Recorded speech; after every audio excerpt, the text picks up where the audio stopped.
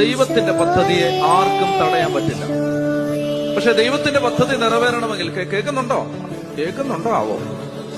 ദൈവത്തിന്റെ പദ്ധതി നിറവേറണമെങ്കിൽ നമ്മൾ എന്ത് ചെയ്യണം? പ്രാർത്ഥിക്കണം, നിരന്തരമായിട്ട് പ്രാർത്ഥിക്കണം. അപ്പോ നമ്മൾ കൊന്ത ചൊല്ലുന്നു, പരിശുദ്ധ കുർബാനയ്ക്ക് പോകുന്നു, മറ്റ് പ്രാർത്ഥനാ പുസ്തകത്തിലെ പ്രാർത്ഥനകളെല്ലാം ചൊല്ലുന്നു, എല്ലാം വേണം, ഒന്നും കളയരുത്, എല്ലാം ആവശ്യമാണ്. എന്ന അതേ സമയത്ത് വ്യക്തിപരമായിട്ടിരുന്ന് പ്രാർത്ഥിക്കണം. വ്യക്തിപരമായ പ്രാർത്ഥനയ്ക്ക് പകരം വെക്കാവുന്ന ഒന്നുമില്ല.